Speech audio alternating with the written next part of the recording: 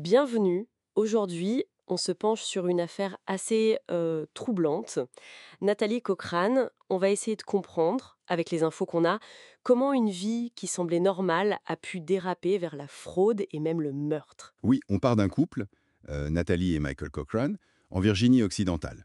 Elle, pharmacienne, a priori posée, intelligente. Hmm. Et lui, Michael, informaticien, décrit comme plus extraverti, sportif, tu vois. D'accord, le couple classique en apparence, marié, des enfants, des carrières. C'est ça. Une belle façade. Mais visiblement, il y avait une ambition, peut-être démesurée. Et c'est cette ambition qui les mène, en 2017, à un projet surprenant. Créer Tactical Solutions Group, TSG. Oui, et l'idée, c'était de décrocher des contrats gouvernementaux pour de l'équipement militaire, des armes. Un peu inspiré du film War Dogs, apparemment. Oh, expérience. C'est ça qui est fou. Cette référence au film, d'ailleurs, ça montre peut-être un peu un fantasme, non? Une envie de succès rapide, sans voir la réalité du truc. Carrément. Un pari énorme. Et pour ça, il fallait de l'argent. Beaucoup d'argent. Exactement. Et c'est là que Nathalie entre en jeu, avec une sacrée force de persuasion. Elle va voir la famille, les amis, Et elle lève combien? C'était énorme, non? plus de 2 millions de dollars, dont 250 000 dollars juste de la mère de Michael. C'est impressionnant. Impressionnant et inquiétant quand on sait ce qui suit. Parce que cet argent, il n'est pas allé dans TSG. Hein. Pas vraiment, non. Presque immédiatement, c'est parti en dépenses de luxe. Une Shelby Cobra 1965, des bateaux, des bijoux, des voyages, Paris, Hawaï. Le grand train de vie, quoi. Complètement.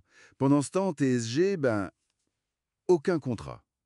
C'était en fait un schéma de Ponzi, tout ce qu'il y a de plus classique. L'argent des nouveaux arrivants payait le train de vie.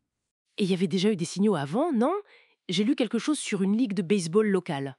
Oui, c'est ça. Apparemment, 30 000 dollars manquaient dans la caisse quand Nathalie en était la trésorière. Ça pose question, hein. On se demande si Michael était au courant de tout ça, de la fraude TSG, de cette histoire de baseball. Pour TSG, les enquêtes suggèrent que non, il n'était probablement pas dans la combine.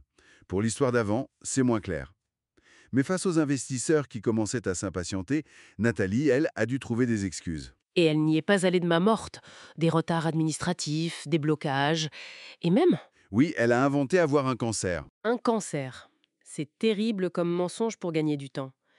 La pression devait être énorme début 2019.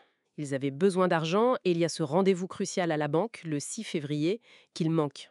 C'est ça. Nathalie dit qu'ils ont une mauvaise grippe.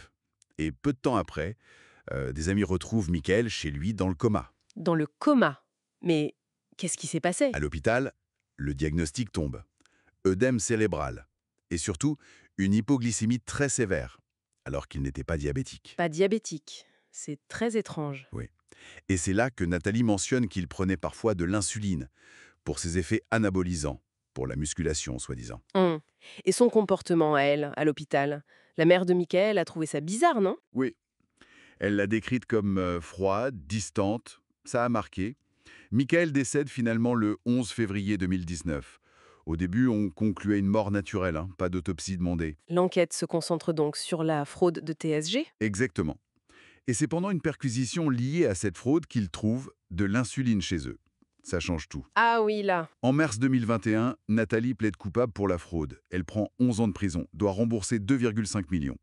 Et l'enquête confirme que Michael, lui, n'était sûrement pas impliqué dans l'escroquerie TSG. Mais cette insuline retrouvée, ça relance l'enquête sur sa mort, forcément. Tout à fait. Le corps de Michael est exhumé. 2 fois même. Et il faudra attendre 4 ans après sa mort pour que la conclusion tombe. Homicide. Injection d'insuline non prescrite. Du coup, Nathalie est accusée de meurtre au premier degré. Le procès a lieu en janvier 2025. La défense essaie de dire que Michael prenait lui-même des stéroïdes, de l'insuline, qu'il avait peut-être des problèmes de santé cachés. Mais l'accusation a des témoins clés, j'imagine. Oui, le banquier par exemple, qui confirme que les comptes de TSG étaient vides et que Nathalie a demandé à retirer Michael des comptes juste après sa mort. Très suspect. Son meilleur ami aussi, qui dit que Michael était en pleine forme, plein d'envie. Et il y a ce témoignage de l'assistante médicale. C'est assez glaçant, hein? Oui, elle raconte avoir conseillé à Nathalie d'emmener Michael à l'hôpital plus tôt, mais que Nathalie a refusé.